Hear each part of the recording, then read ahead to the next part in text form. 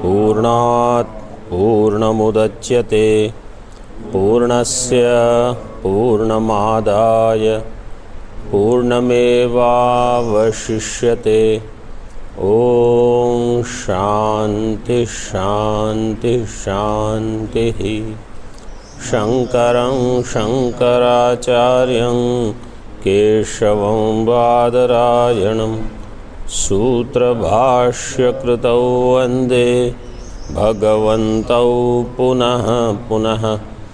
ईश्वरो गुरुरात्मेति मूर्तिभेदविभागिने व्योमवद्व्याप्तदेहाय दक्षिणामूर्तये नमः। ओम शांति शांति शांतिः।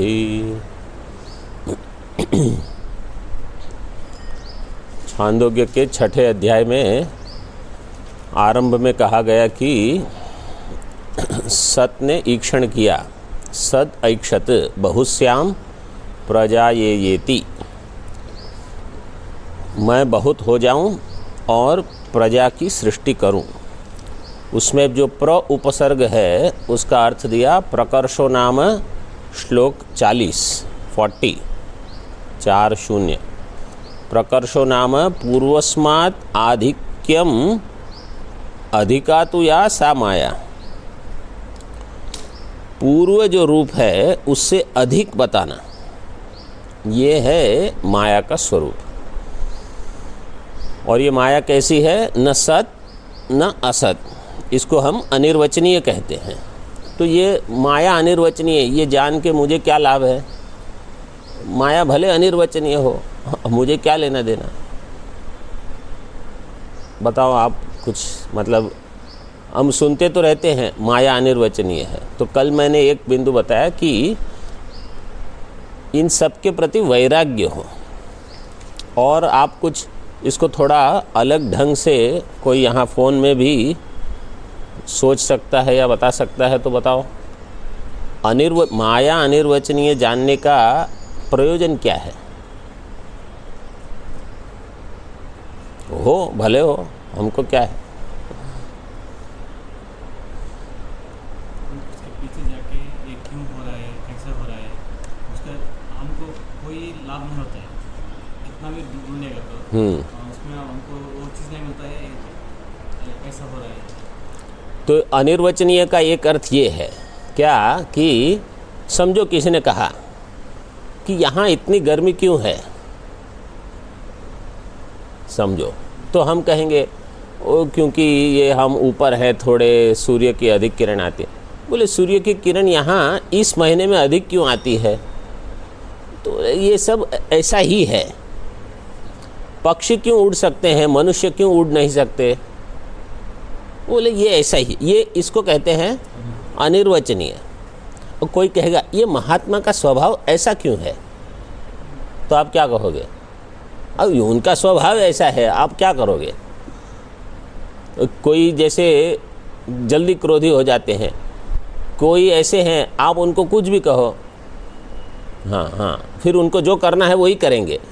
आप भले उनको कुछ भी बताओ, वो केवल हाँ करके जो उनको करना है वो, ये वैसे ही है। तो उसको कहते हैं अनिर्वचनीय। इसको और भी थोड़ा सोच सकते हो। आपको फ़ोन में से किसी को इस पर कुछ प्रकाश डालना है इस बिंदु पर। आप लोगों को सुनाई देता है कि नहीं? हाँ, ठीक है, क्योंकि नहीं तो मुझे पता ही नहीं चलता, सभी लोग मौन में रहते हैं। अच्छा देखो, ऐसे ये शरीर माया का कार्य है, तो ये भी अनिर्वचनीय है। मतलब ये कैसे भोजन खा के इसमें से शरीर में जो हड्डियां हैं, मांसपेशी है, चर्बी है, ये सब अपने आप बनते रहता है। तो इनका शरीर अलग है, इनका अलग है, ये सब ऐसा ही रहेगा, ये अनिर्वचनीय है। ये भी हमारा मन है।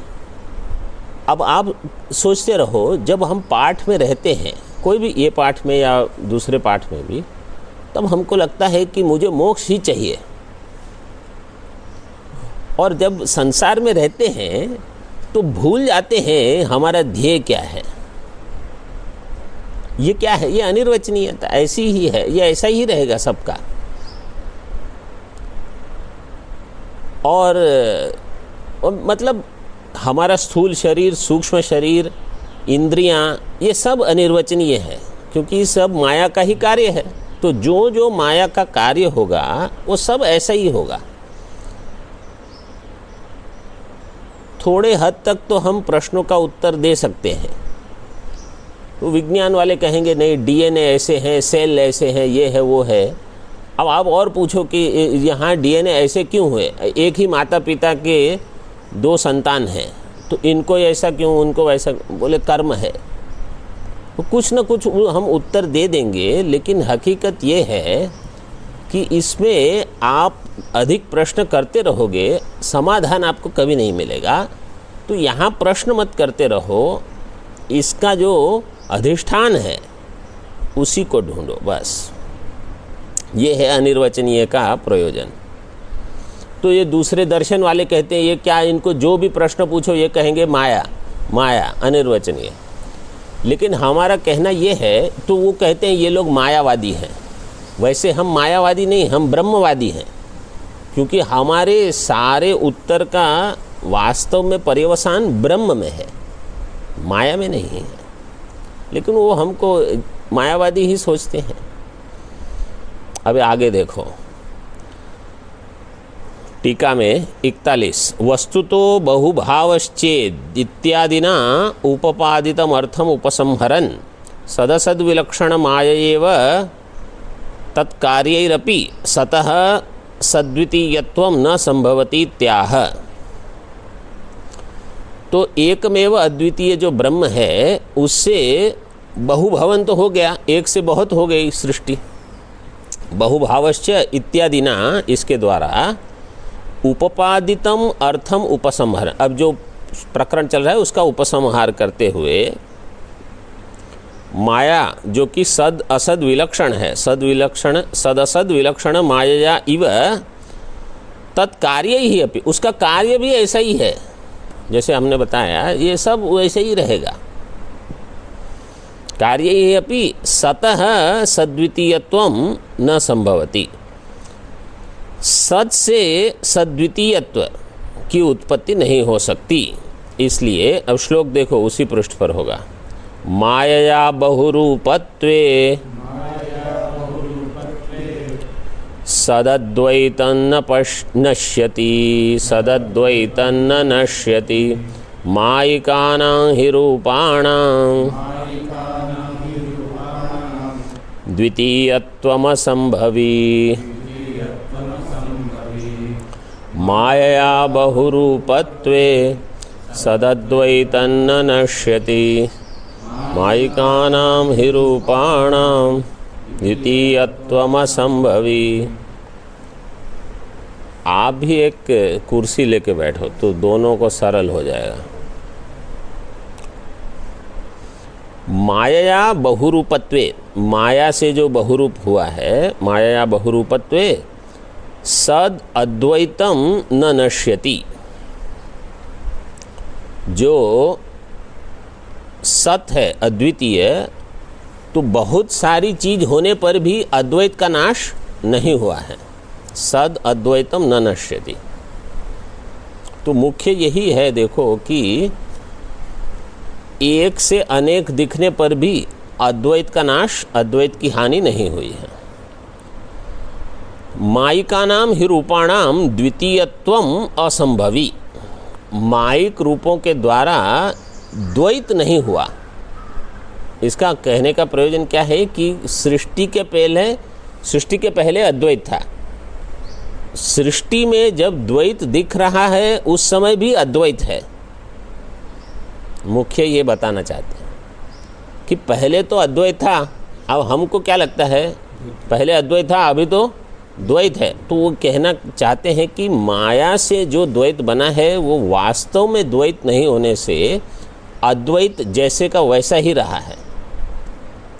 तो ये सबको आश्चर्य लगता है, ये बोलते हैं ये क्या बोल रहे हैं कि अभी भी अद्वैत है, पहले अद्वैत था वो तो मान लेंगे, प्रलय के बाद अद्वैत हो जाएगा वो भी सब मान लेंगे। वो अभी कैसा है, बोले अभी भी अद्वैत है।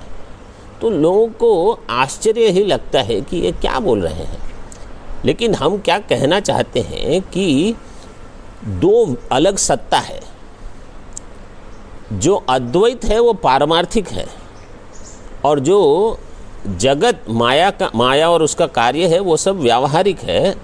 इसलिए परमार्थ में अद्वैत जो है वो वैसे का वैसा ही रहा, उसमें कुछ नहीं हुआ है। तो ये समझ लेना, यही समझ लो आप मुक्ति है। क्योंकि दो अलग सत्ता का जो हम विचार करते हैं वो सामान्य लोग इसको समझ ही नहीं पाते कि अच्छा ये दो अलग अलग चीज़ें हैं। जैसे स्वप्न में हम जाते हैं तो मैं एक और मेरे साथ पूरी सृष्टि आ जाती है। मैं कुछ पहाड़ देखता हूँ, कुछ लोग देख लेता हूँ, कुछ भी देखता हूँ, लेकिन कितने लोग हैं वहाँ? एक ही बस। क्यों? क्योंकि सत्ता में भेद है।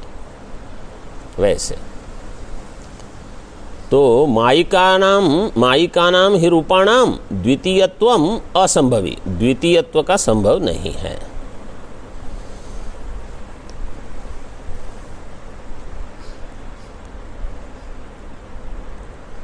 आगे देखो, ननु उपादान निमित्तत्वे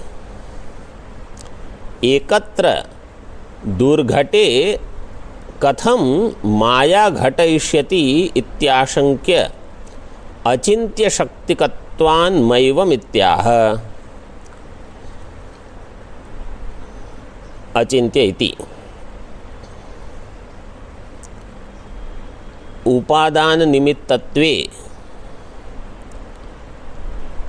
एकत्र दुर्घटे, इसका अर्थ क्या है हिंदी में बताने का प्रयास करो जरा। उपादान निमित्तत्वे, समझिए 42 श्लोक 42 उसकी टीका में। उपादान निमित्तत्वे का अर्थ क्या है? उपादान निमित्त होने पर क्या? फोन में सुनाई नहीं दिया ठीक से, फिर से नहीं। उपादान निमित्तत्वे इसका अर्थ क्या है? नहीं मतलब उपादान, ये द्विवचन है। उपादान कारण और निमित्त कारण, ये बताना चाहते हैं। उपादानंच निमित्तत्वंच इति उपादान निमित्तत्वे द्विवचन है। सत ही उपादान कारण भी हुआ, उसकी तो चर्चा हुई है। निमित्त कारण हुआ ये आपको कहाँ से पता चला? सत उपादान कारण है ये तो समझ में आया है, क्योंकि एक के विज्ञान से सबका विज्ञान होगा, ये सब चर्चा चल रही है। अब सत निमित्त कारण भी है, ऐसा कहाँ बताया? ये जो संकल्प है ना कि मैं बहुत हो जाऊं, बहुश्याम प्रजायेय ईक्षण, ये क्या कहता है? निमित्त कारण है। क्योंकि जड़ संकल्प कर सकता है, कोई भी जड़ वस्तु संकल्प, कोई जड़ वस्तु ईक्षण कर सकती है? नहीं। तो निमित्त कारण जो है वही हमेशा ईक्षण करेगा, संकल्प करेगा। जैसे कुलाल संकल्प करेगा, ठीक है, और उपादान कारण जो है वो कार्य में अनुगत रहेगा। तो यहाँ दोनों है, संकल्प भी सत ने किया, ईक्षण भी सत ने किया, और सत ही सब में अनुगत है।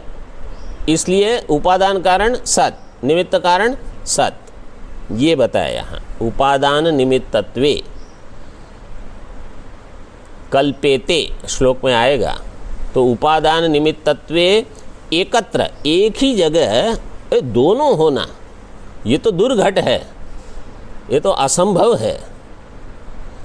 एक ही चीज़ निमित्त कारण भी हो जाए और उपादान कारण भी हो जाए।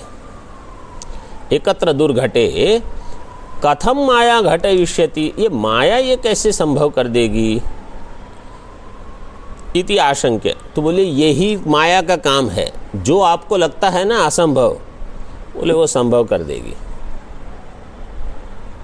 किसी ने एक उड़िया बाबा को पूछा, उड़िया बाबा जी को तो आप सुना होगा नाम। उड़िया बाबा जी को किसी ने पूछा कि बाबा जी कुछ चमत्कार बताओ हमको।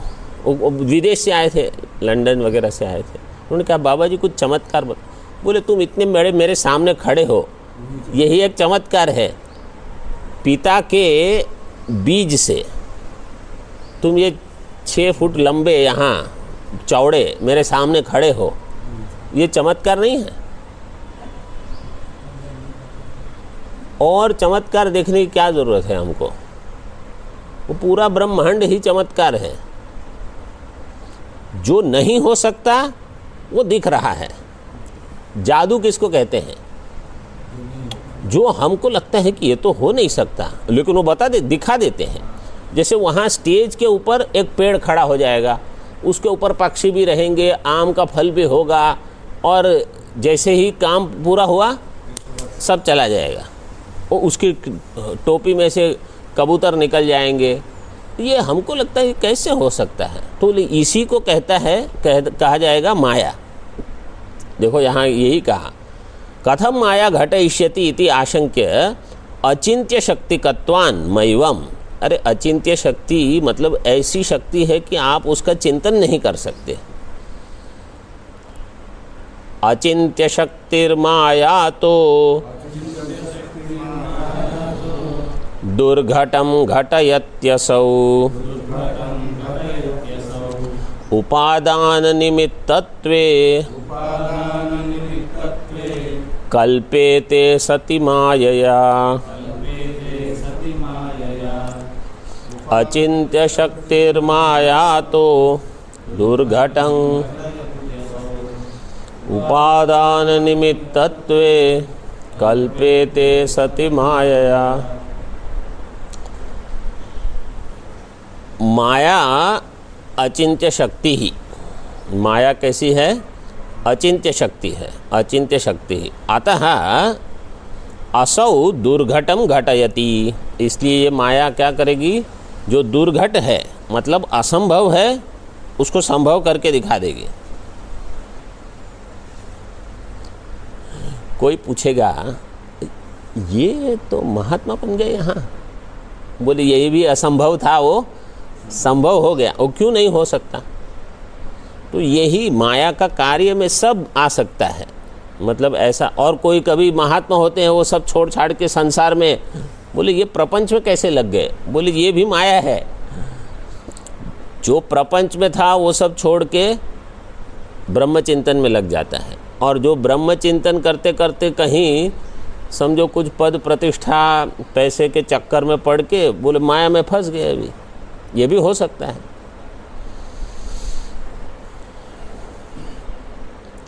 दुर्घटम असौ घटयति, हमको भी ये ध्यान रखना है कि हम अगर साधक बनने का प्रयास कर रहे हैं इस मार्ग पर चलने का, तो कहीं बीच में कोई और ही प्रयोजन ना आ जाए और सब कुछ छोड़ के फिर उसी के पीछे लग जाएं।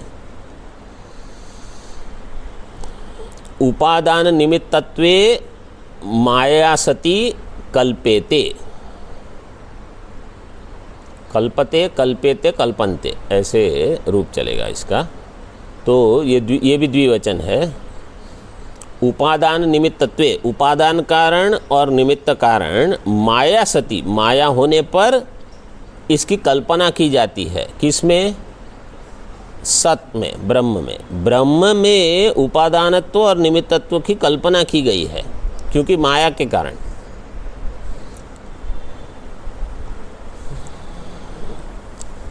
अतो, टीका में देख लो, अतो अचिंत्य शक्तिकत्वात् सती, सती, अच्छा सती का अर्थ यहाँ है, सती मतलब सत में, सती ब्रह्मणी। माया, माया के द्वारा सत में उपादान निमित्तत्व कल्पित हुआ है, ऐसे। सत की सप्तमी है सती। तो ठीक है, अभी माया के कारण निमित्त उपादान कारण हो गया। अभी आगे देखो टीका में, उपादान निमित्तत्वे सति श्रुत्याबोधिते, यहाँ सति सप्तमी है। उपादान निमित्तत्वे सति, सति ब्रह्म में भी ले सकते हो, ब्रह्मणि सति ब्रह्मणि उपादान निमित्तत्वे श्रुत्याबोधिते, श्रुति के द्वारा ऐसे बोधन करा गया कि ईक्षण संकल्प वगैरह ये निमित्त और वही अनेक हो गया वो उपादान, क्योंकि वो सत कार्य में अनुगत है, वो पहले बता दिया। न तो स्व कपोल कल्पिते, ये हमारी अपनी कोई कल्पना नहीं है, हमने ही सोच लिया हाँ ब्रह्म निमित्त कारण है उपादान, क्योंकि अद्वैत वेदांत में हम मानते हैं कि ब्रह्म निमित्त कारण भी है उपादान। तो बोले हाँ आप अपने आप ही सब, क्योंकि न्याय वालों ने सब ने तो क्या माना, ब्रह्म भगवान केवल निमित्त कारण है, उपादान तो पंच महाभूत है, अणु परमाणु जो भी वो कहते हैं। सांख्य वाले कहेंगे प्रकृति है, और हमको भी यही लगता है। हमको कभी ये लगता है कि ये चेतन का कार्य है, हमको क्या लगता है पंच महाभूत है और क्या।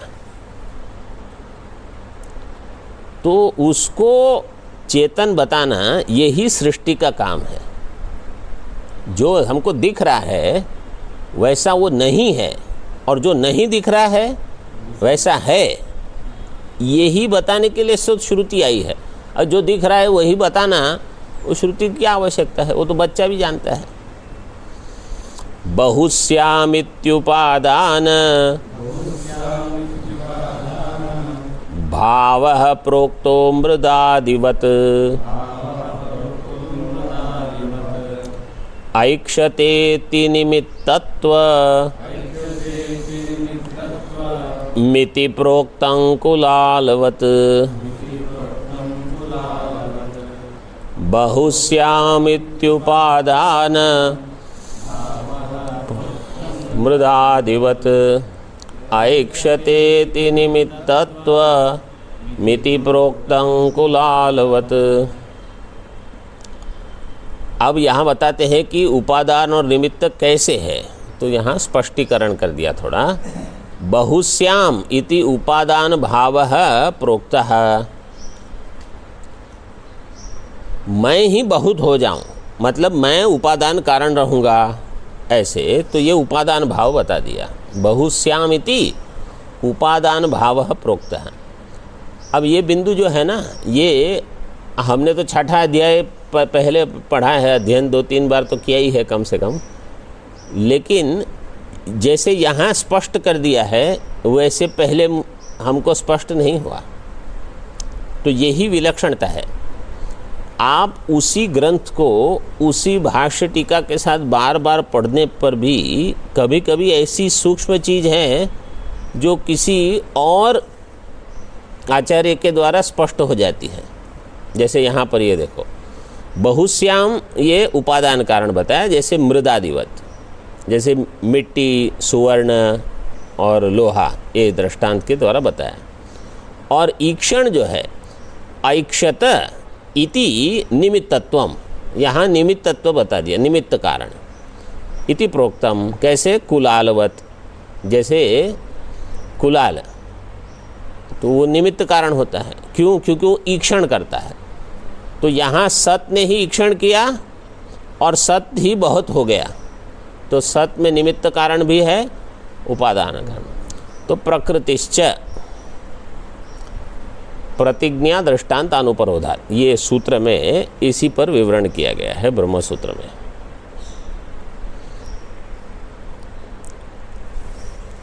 अब कोई कहेगा अच्छा ब्रह्म को बहुत हो जाना है ना, अब उसको संकल्प करने की, फिर ऐसी इच्छा बताई कि अब मैं ईक्षण करूं फिर बहुत हो जाना, ये सब की क्या आवश्यकता है? ब्रह्म को कुछ करना है वो अपने आप कर सकता है, उसमें संकल्प करने की और वैसे कि पूर्व सृष्टि कैसी थी उसकी कल्पना करके फिर यथा पूर्वम अकल्पयत, जैसे सूर्या चंद्रमसौ धाता यथा पूर्वम जैसे पूर्व सृष्टि में चंद्रमा सूर्य सबको कैसे स्थिर रखा था, इसी प्रकार इस सृष्टि में भी सबको भगवान ने सृष्टि, ये सब बताने की क्या ज़रूरत है? ब्रह्म को बनाना है ना, और बना लो, उसमें क्या है। तो देखो यहाँ अभी क्या कहते हैं, जैसे नाटक, आप नाटक देखते हो, समझो नाटक में कोई क्रिया होती है, तो अब उनको पता है कि ये सब खेल है, इसमें कुछ वास्तविकता नहीं है, लेकिन वो ऐसा दिखाने का प्रयास करेंगे जिससे आपको लगे कि हाँ हाँ ये ठीक है, ऐसा हो सकता है। जैसे समझो राम रावण का युद्ध चल रहा है स्टेज के ऊपर, ठीक है, तो राम एक बाण चलाएगा तो रावण भी कुछ करेगा, ऐसे चलते रहता है। अब रावण को कहा जाता है कि अब का जो बाण आएगा ना, वो तुमको लगेगा तुमको गिर जाना है, ठीक है। अब रावण को बता दिया है क्योंकि 9 बजे कार्यक्रम पूरा होना है और अभी 8:55 हो चुकी है, तो आपको अभी गिर जाना है, नहीं तो कार्यक्रम ही पता पूरा नहीं होगा। तो अब रावण को बता दिया कि 8:55 को आपको लेट जाओ आप। अब वो राम समझो उसके पास तीर ही नहीं रहे और रावण ऐसे ही लेट गया, तो बाकी सब लोग हंसेंगे कि नहीं? हमको लगेगा ये क्या है। अब उसको गिरना तो है, तो लेकिन वो एक राम ऐसे बताएंगे कि ये बाण छोड़ रहे हैं, तीर गया, और रावण अब वो ऐसे ही खड़े रहेंगे जहाँ तीर जा रहा है वहीं जाके अटकेंगे, तब तो उनको लगेगा वो गिर जाएंगे। तो लोगों को लगेगा हाँ देखो कैसे सब ठीक ठीक लग रहा है। वास्तव में तो नाटक है, लेकिन वो ऐसा दिखाते हैं जिससे हमको लगे कि वास्तव में ऐसा हो सकता है। तो इसी प्रकार यहाँ भी परमात्मा का जो ईक्षण, संकल्प, ये सब है ना, ये इसलिए बताया गया है ताकि हमको लगे कि हाँ हम भी ऐसा ही करते हैं जीवन में। तो जैसे हम करते हैं, जैसे कुलाल करता है, वैसे ही परमात्मा ने भी ईक्षण किया, परमात्मा ने भी संकल्प किया कि मैं बहुत हो जाऊं। फिर उसी प्रकार आगे सृष्टि हुई। तो हमको इसमें थोड़ी सद्बुद्धि लगती है कि हाँ ये ठीक है। तो ऐसे है तो लीला, वो बताते हैं आगे। ईक्ष धातु अर्थम आह, ईक्षण धातु का अर्थ बताते हैं यहाँ, क्योंकि ईक्ष ऐक्षत है ना, स ऐक्षत, तो ईक्षण धातु का अर्थ क्या है, मतलब ईक्षण का अर्थ क्या है। वो माया वृत्ति विशेषेया चिच्छाया सौ सदीक्षणं इच्छित्वा ससृजे तेजस तादृक् संकल्प लीलया माया वृत्ति विशेषेया चिच्छाया सौ सदीक्षणम् इच्छित्वा ससृजे तेजस तादृक् संकल्प लीलया।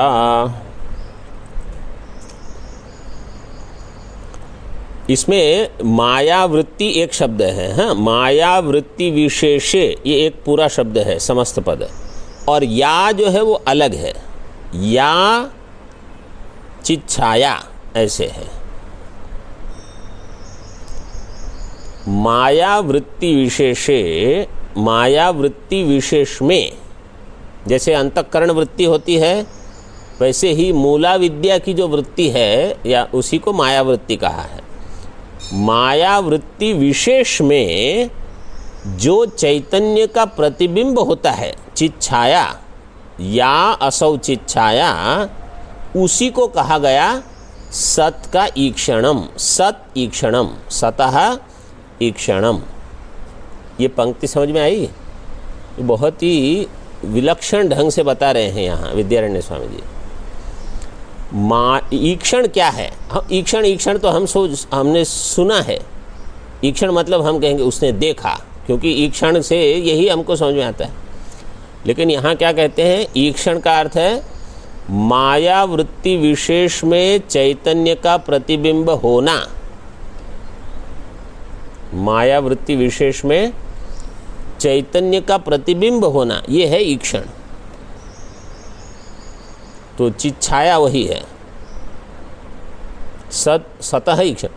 तो सोचना मतलब ये हो गया कि माया वृत्ति, उसमें चैतन्य का प्रतिबिंब आ गया, ईक्षण हो गया। इसका अर्थ है जड़ माया में अभी चेतनत्व आ गया, अब वो अधिक बन सकती है। जैसे जड़ मिट्टी अपने आप में अधिक नहीं बनेगी, लेकिन जैसे ही कुलाल का हाथ वहाँ गया, वो यहाँ वहाँ करके बना सकता है। जैसे हमारे यहाँ रोटियाँ बनती है ना, तो अपने आप में आटे से तो रोटी थोड़ी बन जाएगी, लेकिन जैसे ही 2 आदमी बैठे, 3 आदमी, फिर उसी का धनाधन रोटियां बननी शुरू हो जाती है। तो यही है, चैतन्य वहाँ प्रवेश जैसे हुआ, ईक्षण हो गया। फिर इच्छित्वा तेजस ससृजे, पहले इच्छा करके तेज की सृष्टि की। पहले ये नहीं कहते, लेकिन इच्छा करके तेज की सृष्टि की, बस। तो पहले, उसके पहले अगर कुछ हो गया तो कहा नहीं है। वो कैसे किया? तादृक संकल्प लीलया, ये संकल्प की लीला से। जैसे राम रावण का जो युद्ध होता है, वहाँ लीला ही चलती है, पूरा नाटक है ना। उनको कहा जाता है कि आपको यहाँ से भागना है, वो तो चलो भागो। जैसे भगवान श्री कृष्ण वहाँ से जेल खाने से, मथुरा से वो पहुँच गए गोकुल में। कैसे? और लीला से। लेकिन वहाँ दिखाते हैं कि वसुदेव जी उनको उठा के ले गए, इतना सारा जल था, गए। लेकिन आप सोचो, सारे पहरेदार सब सो गए, दरवाजे खुल गए, ये कटोरी आ गई कहाँ से, उसमें भगवान प्रविष्ट हो गए, चले गए। और वहाँ माया पहले से ही थी, वो सब वहाँ, ये सब है क्या है? ये ही लीला है। तो यहाँ उपनिषद में इस प्रकार लीला बताते हैं, संकल्प ही लीला है।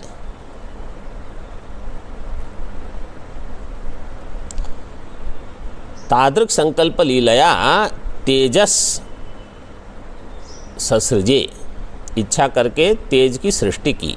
टीका में देखो, तत्तेजो असृजत, तो ईक्षण के तुरंत बाद मंत्र क्या है? तत्तेजो असृजत, तो उसने तेज की सृष्टि की। इति एतद् विवृणोति, उस वाक्य को अभी उसका विवरण करते हैं। इच्छित्वा इत्यादि सार्ध पद्यद्वयेन, तो आधा पद्य ये 44 और 2 45 46, सार्ध पद्य द्वयेन, 2 और आधा, उससे ये सृष्टि के बारे में बताते हैं। तत्तेजो असृजत। अब प्रश्न होगा, तेज की सृष्टि की, वो तो आप बता रहे हो, बहुत अच्छा है, लेकिन हमने तैत्तिरीय उपनिषद भी पढ़ा है। तैत्तिरीय उपनिषद में पहले किसकी सृष्टि है?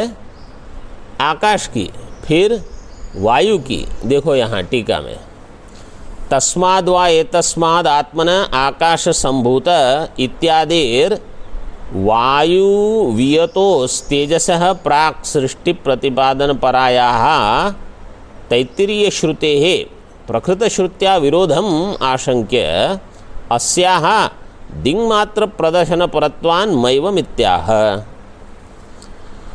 तैत्तिरीय श्रुति में कहा, तस्माद् वा एतस्माद् आत्मना आकाश संभूत, उस आत्मा से आकाश की सृष्टि हुई, आकाश संभूत इत्यादिर वायु वियतो हो, वायुश्च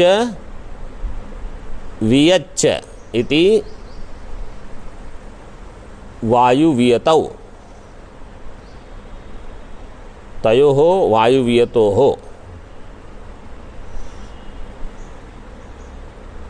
वायु और वियत, ये 2 की सृष्टि हुई। कहाँ? तैत्तिरीय श्रुति में बताया, आत्मा से वायु और वियत, मतलब वायु और आकाश की सृष्टि हुई। वायु वियतो हो तेजसः प्राक्, अग्नि की सृष्टि के पहले, तेज की सृष्टि के पहले, तेजसः प्राक्। सृष्टि प्रतिपादन परायाः तैत्तिरीय श्रुते है, तो जो वहाँ भी सृष्टि का प्रतिपादन करने वाली तैत्तिरीय श्रुति है, उसका प्रकृत श्रुति से विरोध होगा। यहाँ कहा तेज की सृष्टि हुई और वहाँ कहा आकाश की सृष्टि हुई, वायु की सृष्टि हुई, फिर तेज की सृष्टि हुई, तो ये विरोध है। विरोध हम आशंक्य। अस्याः दिङ्मात्र प्रदर्शन परत्वात्, यहाँ क्या किया गया है? दिङ्मात्र मतलब एक केवल दिशा दिखाई गई, पूरी सृष्टि नहीं बता। जैसे अब मैं वाक्य बताता हूँ, ठीक से सुन लेना। समझो कोई व्यक्ति है, महात्मा, 4 बजे उठे, अच्छा 2 बजे उठे, ठीक है, 4 बजे क्यों, 2 बजे उठे।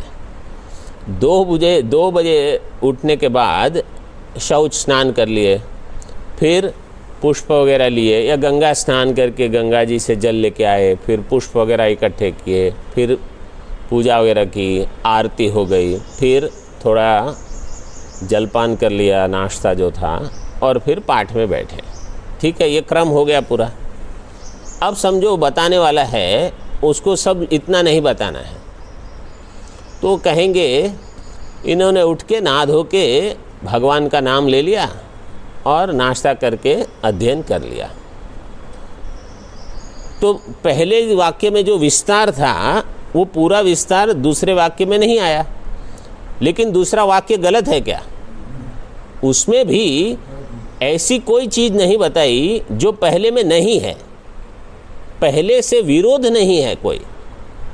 तो अगर तैत्तिरीय श्रुति कहती है पहले आकाश की उत्पत्ति हुई, फिर वायु की उत्पत्ति, फिर तेज की, फिर जल की, फिर पृथ्वी की उत्पत्ति हुई, और छांदोग्य श्रुति कहती है तेज की उत्पत्ति हुई, फिर जल की उत्पत्ति, फिर पृथ्वी, तो विरोध कहाँ है? केवल थोड़ी चीज़ें जो वहाँ अधिक बताई है वो यहाँ नहीं बताई, विरोध नहीं है। ये बताते हैं यहाँ कि प्रकृत श्रुति से विरोध नहीं है, केवल दिंग मात्र प्रदर्शन, मतलब उसका थोड़ा हिस्सा यहाँ बता दिया कि बस इतना समझ लो। क्यों? क्योंकि हमारा प्रयोजन एक सृष्टि बताने में नहीं है, सृष्टि क्रम बताने में कोई प्रयोजन नहीं है। पहले ये हुआ फिर वो हुआ, आपको सृष्टि दिख रही है, ठीक है। अब सृष्टि कहाँ से हुई, ये मुख्य प्रश्न है। तो कहा ब्रह्म से, और कुछ मत ढूंढो इसका निमित्त कारण या उपादान कारण। ये एक तरह से सोचना है। दूसरा, यहाँ प्रतिपादन क्या करना चाहते हैं कि एक के विज्ञान से सबका विज्ञान हो। तो अभी आपको तेज, आकाश और वायु बताने की ज़रूरत नहीं है, एक के विज्ञान से सबका विज्ञान होगा। तो अगर आपने सत ब्रह्म को जान लिया तो सबका विज्ञान हो जाएगा। तीसरा हेतु क्या है इसमें? आकाश और वायु में रूप नहीं है, और हमारी जो चक्षुर इंद्रिय है वो जो रूप ग्रहण करती है, सबसे अधिक हम महत्व उसी को देते हैं। जो रूपवान है ना, वो है हमारे मत में, और जिसका रूप नहीं है वो नहीं है। अब मैं आपको दृष्टांत देता हूँ। कल मुझे भी थोड़ा, मतलब हम कहीं ना कहीं नया सीख लेते हैं। आपको पता है कल शाम को आरती में महाराज जी नहीं आए, ठीक है, मंडलेश्वर जी आए थे। तो महाराज जी का आसन तो रहता है, हमने महाराज जी के आसन को नमस्कार किया। मंडलेश्वर जी के आसन में, मंडलेश्वर जी तो वो थे, उनको सबने नमस्कार किया। लेकिन हमारे यहाँ प्रणाली कैसी है कि अगर महाराज जी नहीं भी आए, केवल उनका आसन भी हो, तो भी वहाँ सब नमस्कार करते हैं कि नहीं? मतलब वो व्यक्त हो, रूपवान हो, ये आवश्यक नहीं है। वो रूप में नहीं भी हो तो भी वहाँ हम प्रणाम करते हैं। तो लेकिन हमारी बुद्धि में क्या है, जो रूप वाला है वहीं हम जाएंगे। तो बिना रूप में कोई हो सकता है, ये हमारी बुद्धि में सरलता से बैठता ही नहीं। लेकिन मैंने देखा, वो एक बाहर की माता जी आती हैं, उन्होंने आके पहले वहाँ नमस्कार किया, और हमारे सभी महात्मा लगभग सीधे यहाँ नमस्कार करके चले।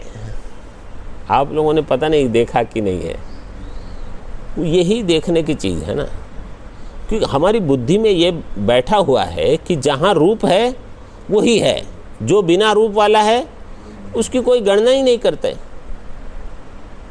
तो इसलिए आकाश वायु में रूप नहीं है। तो हमको सृष्टि में जो दिख रहा है ना, बोले आप इतना भी समझ लो तो भी बहुत है बस। तो जो जो रूप वाला है वो सब सत का कार्य है, इतना समझ लो बस। क्योंकि जो रूप वाला नहीं है उसको तो वैसे ही हम नहीं सोच रहे हैं। तो ये भी कारण हो सकता है आकाश वायु नहीं बताने के लिए। आकाश वायु प्राक् सृष्टा विति प्रोवाच तित्तिरिः दिङ्मात्रमारुणिः सृष्टेर् वक्तुं तेज उदैरयत् आकाशवायु प्राक् सृष्टा विति प्रोवाच तित्तिरिः दिङ्मात्रमारुणिः सृष्टेर् वक्तुं तेज उदैरयत्। उदैरयत् क्या रूप है ये?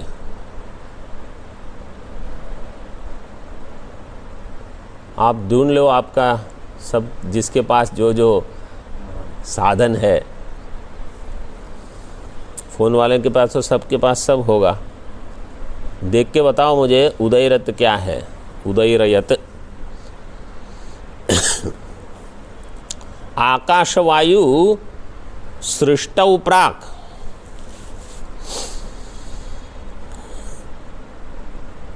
प्रोवाच तित्तिरिः इति प्रोवाच। आकाशवायु, आकाश और वायु, आकाशवायु प्राक् सृष्टौ, सृष्टौ प्राक्, सृष्टि के पहले आकाशवायु हुए, मतलब तेजस की सृष्टि के पहले आकाशवायु की सृष्टि हुई, ऐसे इसको समझना है।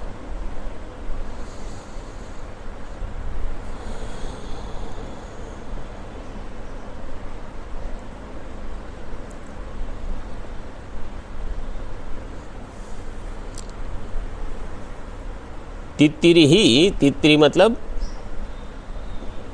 तित्तिरी ऋषि, जिससे हमको प्राप्त हुई है तैत्तिरीय उपनिषद। क्योंकि वहाँ वो जो पक्षी थे उसकी कथा ऐसी आती है कि वो सब पक्षी तित्तिरी बन के उन्होंने याज्ञवल्क्य जी से ये उपनिषद ग्रहण किया, ऐसी कथा आती है। तो वो सबका नाम कहा बताया गया तित्तिरी, वो तित्तिरी पक्षी बन गए थे। फिर वो जो शाखा चली वो बन गई तैत्तिरीय शाखा। वैशंपायन ऋषि के शिष्य थे याज्ञवल्क्य, उन्हीं से फिर वैशंपायन ऋषि ने कहा कि तुम अब इन सबको बता दो और चले जाओ आश्रम छोड़कर। तो वहाँ फिर इसलिए तैत्तिरीय ऐसी शाखा बनी जो तित्तिरी ऋषियों के द्वारा प्रतिपादित हुई। तो तित्तिरी ही प्रोवाच, कैसे उसको समझना है? आकाशवायु प्राक् सृष्टौ, तेजस के पहले आकाश और वायु की सृष्टि हुई, ऐसे। लंग लकार, उसकी धातु क्या है? पहले तो धातु बताओ।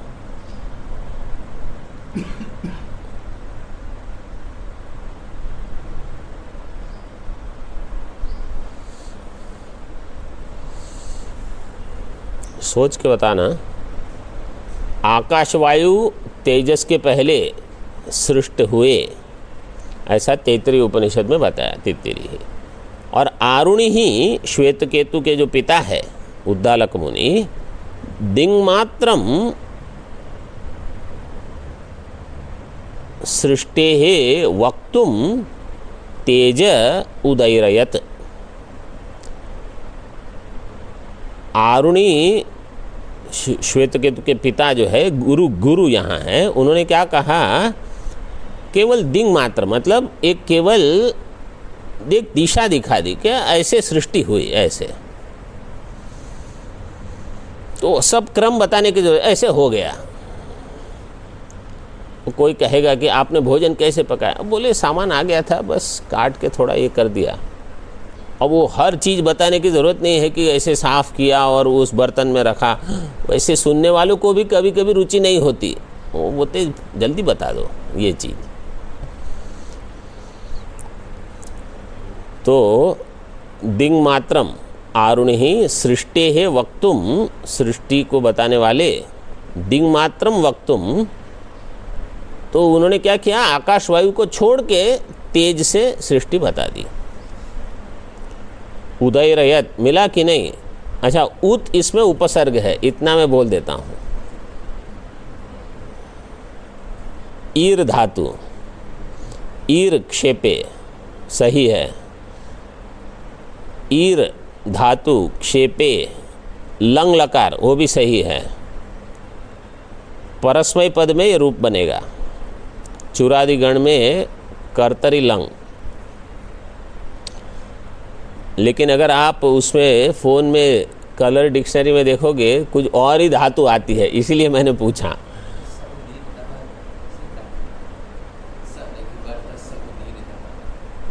वही आरुणि, नीचे देखो टीका में, आरुणि ही श्वेत केतु पिता सृष्टेर दिंग मात्रम वक्तुम वियद वायु विहाय, सृष्टि की केवल एक दिशा, जैसे हम कहते हैं ना, एक केवल इशारा कर दिया, हिंदी में कहते हैं इशारा दे दिया, बस बाकी आप समझ लो। वियद वायु विहाय, आकाश और वायु को छोड़ के, तेज उदयरयत उक्तवान इति योजना, उदयरयत मतलब उक्तवान, ऐसे उन्होंने बताया, इस प्रकार इसकी योजना करनी है। अभी प्रकारांतरेण विरोधम परिहरति, दूसरे प्रकार से यहाँ जो विरोध हो सकता है उसका परिहार करते हैं।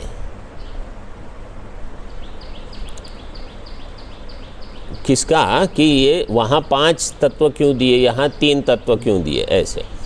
तो अब यहाँ जैसे आपने अभी तो सुना ही होगा कि छांदोग्य में 6ठे अध्याय में 3 तत्व बताए हैं, उसके बाद वहाँ त्रिवृत्तकरण आता है, जबकि तैत्तिरीय में 5 तत्व बताए हैं लेकिन पंचीकरण बताया नहीं है। लेकिन हमारे सारे प्रकरण ग्रंथों में भगवान भाष्यकार ने पंचीकरण विस्तार से बताया है। तो कोई पूछेगा पंचीकरण किस उपनिषद में दिखाया है, बोले है ही नहीं। तो इसलिए भामती प्रस्थान में पंचीकरण को माना ही नहीं है उन्होंने केवल त्रिवृत्तकरण माना है। लेकिन सारे आचार्यों ने पंचीकरण माना है, भगवान भाष्यकार ने ही मान लिया है। तो पंचीकरण कैसे, कहाँ से आया, तो 5 तत्व तैत्तिरीय से लो, और त्रिवृत्तकरण की प्रक्रिया जो है 3 तत्व के लिए, उसी को फिर अतिदेश करो 5 में, तो पंचीकरण होगा। ऐसे प्रकारांतरेण विरोधम परिहरति। अब दूसरे प्रकार से बताते हैं, ब्रह्मोपलक्षणायैव सृष्टिः सर्वत्र कथ्यते, जगता कियताप्येतत् शक्यं लक्षयितुं खलु। ब्रह्मोपलक्षणायैव सृष्टिः सर्वत्र कथ्यते, जगता कियताप्येतत् शक्यं लक्षयितुं खलु।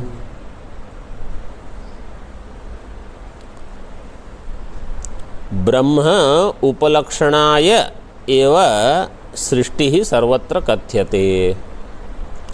सभी जगह जहाँ जहाँ सृष्टि का वर्णन हुआ है वहाँ ब्रह्म को ही उपलक्षण से बताने के लिए सृष्टि की प्रक्रिया आई है। मतलब सृष्टि हो जाएगी ब्रह्म का उपलक्षण। सृष्टि जो है वो ब्रह्म का उपलक्षण दिखाने के लिए आई गई है। ये और एक सुंदर बिंदु है। 5 तत्व के बदले केवल 3 क्यों बताए, ये और एक हेतु है यहाँ। जगता कियता अपि एतत् शक्यम लक्षयितुम खलुम। जगता तृतीय है।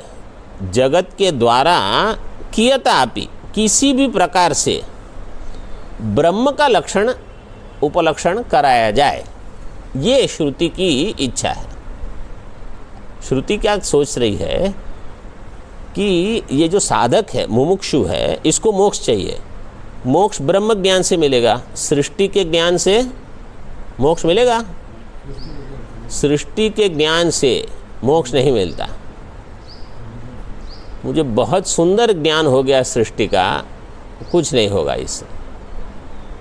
तो इसलिए जो ये लोग मटेरियल साइंस वगैरह पढ़ते हैं ना, यहाँ ये है वहाँ वो है, इसका नाम ये हो, बोले ये सब पढ़ के कोई फ़ायदा नहीं है। आप ये फालतू और बड़े बड़े सर्टिफिकेट फ्रेम करा के रखते हैं, मुझे ये यहाँ से मिला वो वहाँ, ये इसकी कीमत वो कचरा है ना उसके बराबर है। आपको नौकरी मिल जाएगी, कुछ हो जाएगा, थोड़ी अच्छी मतलब जीवन आपका ठीक ठाक चल जाएगा, बाकी इसका कोई अधिक महत्व नहीं है। अब आप पूछोगे भगवान शंकराचार्य जी कौन सी यूनिवर्सिटी से ग्रेजुएट हुए थे, तो कोई आवश्यकता नहीं है। कहाँ, तो आपने ब्रह्म को जान लिया बस है। तो अभी ये दृष्टांत जो है ना, इसको थोड़ा समझ लो। उपलक्षण के लिए दृष्टांत क्या है? काकवत देवदत्तस्य गृहम। ठीक है स्वामी जी, देवदत्त के गृह के ऊपर समझो कौवा बैठा है, तो कोई दिखा देगा वो देवदत्त का गृह है, हो गया काम, कौवा उड़ जाएगा।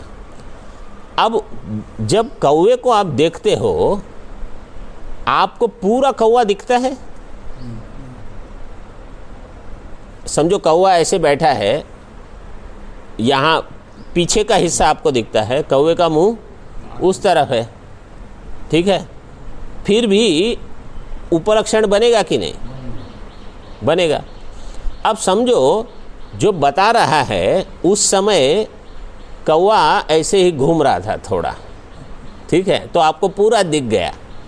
और जब आपने देखा, मतलब वो जब दिखा रहे थे और आप थोड़े आगे गए, आपको केवल कौवे का एक हिस्सा दिख रहा है, बाकी हिस्सा नहीं। समझो पेड़ कहीं आ गया, आप कौवा वहीं बैठा है लेकिन बीच में कुछ पेड़ है या कुछ और है, तो क्या आपको देवदत्त ग्रह मिलेगा कि नहीं मिलेगा?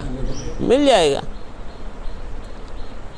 तो कहना क्या चाहते हैं कि जो उपलक्षण हो वो पूरा का पूरा उपलक्षण जानने की ज़रूरत नहीं है।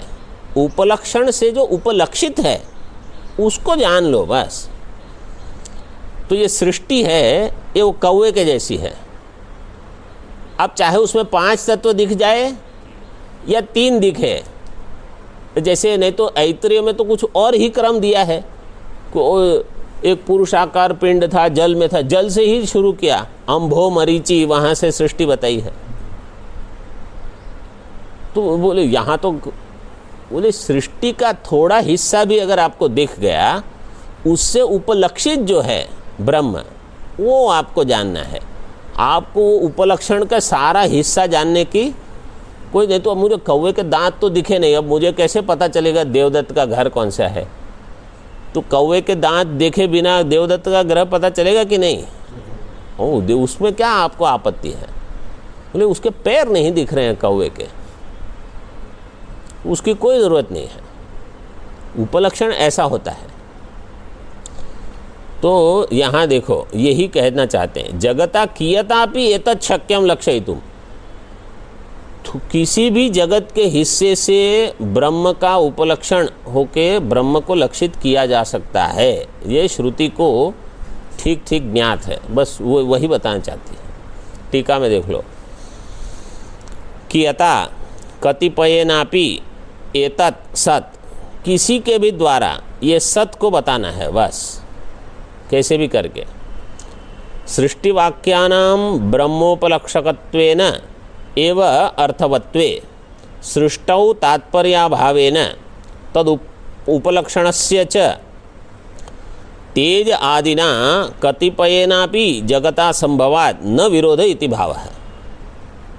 सृष्टि वाक्य जो है, सृष्टि वाक्यानाम ब्रह्म उपलक्षकत्वेन, वो ब्रह्म के उपलक्षण है, ब्रह्म उपलक्षकत्वेन अर्थवत्वे, ब्रह्म उपलक्षकत्वेन एवं अर्थवत्वे, इनका प्रयोजन केवल यही है कि ब्रह्म को दिखा दे बस, इनका और कोई प्रयोजन नहीं।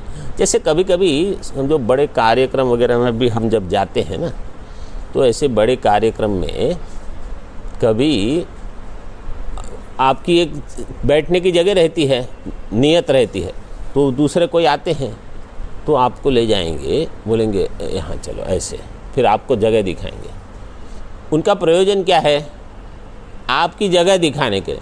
आप उन्हीं को नहीं देखते रहोगे कि कौन मुझे जगह लेके, ओ उनका प्रयोजन हो गया, वो आपको जगह दिखा, आपको वहाँ जाके बैठना है। तो यही है, आपको हमको ब्रह्म से मिलाना है कि आप ब्रह्म का चिंतन करो, ब्रह्म का दर्शन करो। तो हम सृष्टि को ही देखते रहे, अरे आपने मुझे बहुत बड़े, वो तो उपलक्षण मात्र है, वो चले जाएंगे, आपको जगह दिख गई, हाँ चलो गए, फिर वो किसी और को दिखाएंगे उनकी जगह। तो यहाँ यही है, सृष्टि वाक्य का तात्पर्य क्या है? ब्रह्म उपलक्षकत्वेन, वो ब्रह्म का उपलक्षण है, वहीं उनका अर्थवत्व है, उनकी अर्थवत्ता इसी में है। मतलब उनका केवल यही प्रयोजन है, सृष्टि देख के ब्रह्म सोचो बस। सृष्टौ तात्पर्य अभावेन, सृष्टि में तात्पर्य है ही नहीं। तद उपलक्षणस्य च, और उसका जो उपलक्षण है वो चाहे वो तेज से शुरू हो चाहे आकाश से शुरू हो, कैसे भी कतिपयेनापि जगता, जगत का कोई भी हिस्सा लेके संभवात न विरोध इति भाव। तो ये संभव है। संभव क्या है? ब्रह्म को दिखाना संभव है जगत के किसी भी हिस्से को लेकर, इति भाव, ये प्रयोजन है। ओम पूर्णमदः पूर्णमिदं पूर्णात् पूर्णमुदच्यते पूर्णस्य पूर्णमादाय पूर्णमेवावशिष्यते। ओम शांति शांति शांति। शंकरं शंकराचार्यं केशवं बादरायणं सूत्रभाष्यकृतौ वन्दे भगवन्तौ पुनः पुनः। ईश्वरो गुरुरात्मेति मूर्तिभेदविभागिने व्योमवद्व्याप्तदेहाय दक्षिणामूर्तये नमः। ओम शांति शांति शांति।